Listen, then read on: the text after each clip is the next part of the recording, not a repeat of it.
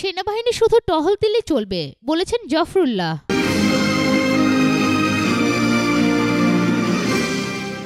নির্বাচনে সেনাবাহিনী শুধু টহল দিলে চলবে বলে মন্তব্য করেছেন গণস্বাস্থ্য কেন্দ্রের প্রতিষ্ঠাতা ট্রাস্টি ডক্টর জাফরুল্লাহ চৌধুরী। আজ জাতীয় প্রেস ক্লাবে নাগরিক অধিকার আন্দোলন ফোরামে আয়োজিত একাদশ জাতীয় সংসদ নির্বাচনের সম্ভাবনা ও শঙ্কা শীর্ষক মুক্ত আলোচনা সভায় তিনি এই মন্তব্য করেন। জাফরুল্লাহ চৌধুরী বলেন, আগামীকাল থেকে সেনারা নামবেন। জনগণ আমাদের সেনাবাহিনীকে বিশ্বাস করে, তাদের প্রতি মানুষের আস্থা আছে, কারণ তারা কোনো অনৈতিক কাজকে সমর্থন করবে না। তিনি বলেন, আমি প্রধান নির্বাচন কমিশনারকে 15 তারিখে মাঠে নামাবার কথা জানিয়েছিলাম। তখন তিনি বললেন, না একটু।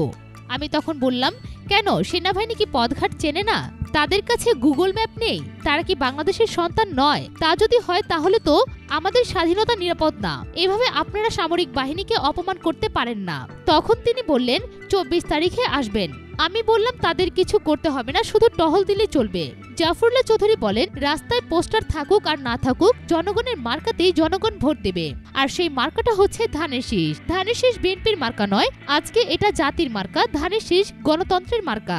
মুক্তিযুদ্ধকালীন সময়ে যেমন জয় বাংলা ছিল আমাদের স্লোগান, তেমনি ধানের শীষ জাতির আকাঙ্ক্ষার প্রতীক, পরিবর্তনের প্রতীক, পরিবর্তনের মার্কা।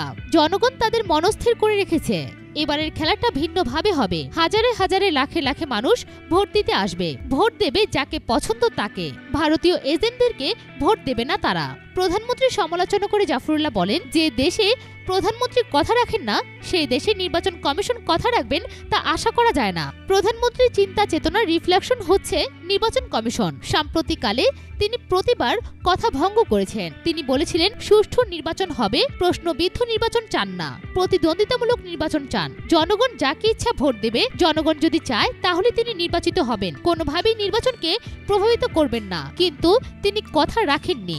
আয়োজক সংগঠনের উপদেষ্টা সাইদ আহমেদ আসলামের সভাপতিত্বে ও সাধারণ সম্পাদক এম জাহাঙ্গীর আলমের সঞ্চালনায় এতে প্রধান অতিথি ছিলেন ঢাকা বিশ্ববিদ্যালয়ের সাবেক ভিপি অধ্যাপক এমাজ উদ্দিন আহমেদ। উৎস বিডিজার্নাল.com। নির্বাচনের সব খবর সবার আগে পেতে ফ্রিকি নিউজের সাথেই থাকুন। ধন্যবাদ।